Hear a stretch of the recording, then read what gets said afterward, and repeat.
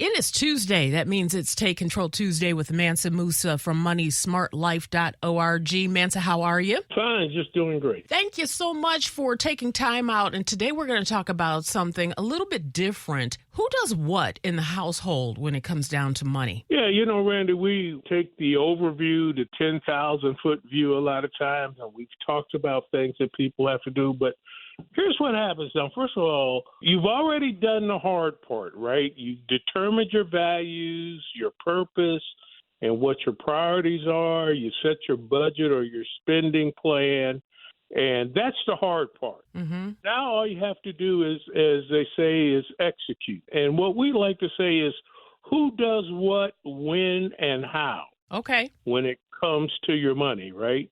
So you got to figure it out. There are different roles that people have when it comes to household finances, and let's talk about what those roles are quickly.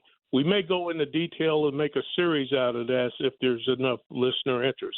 But the first thing is, whatever your plan is, and once again, we're talking about different roles that different family members in the household are going to take on. You have to have a plan B, because if the person doing it gets sick or incapacitated in some way, that function can't just stop.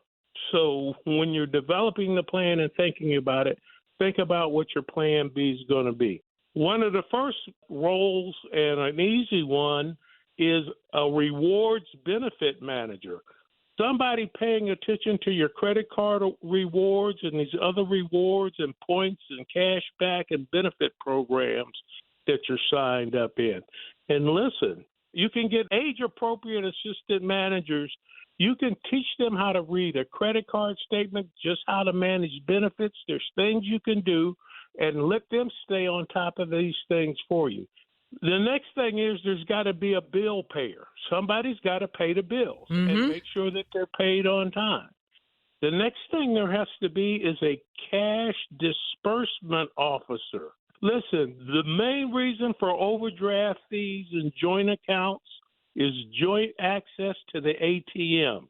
We're not talking about not giving anybody any money. We're just saying that somebody needs to manage what the cash is that's flowing.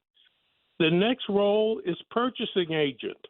Somebody's got to do the buying for the family, and that's both for stores and online. Once again, this doesn't have to be the same person, but somebody's got to take these roles on and make sure the household is using their finances as efficiently as possible in the role that they're responsible for. The next role is record keeper. There's got to be one for both paper and digital. Somebody's got to keep the records. The final one is credit manager, and it's an extremely important one. This person manages the credit utilization ratio. They manage the credit scores.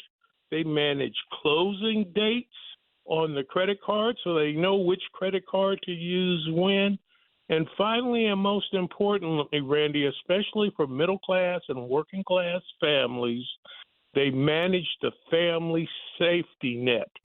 Your credit is part of your safety net, and maximizing that and having somebody paying attention to that can do you good in times of extreme emergency. So those are the roles that are in household finances. Decide who does what when, and have a plan B after you make that decision. Well, Mansa, this is a great segment. And if you want to find out more about Mansa Musa, head over to his website, moneysmartlife.org. And for all of the archives, head over to TakeControlTuesday.com. Mansa, thank you so much. Thank you.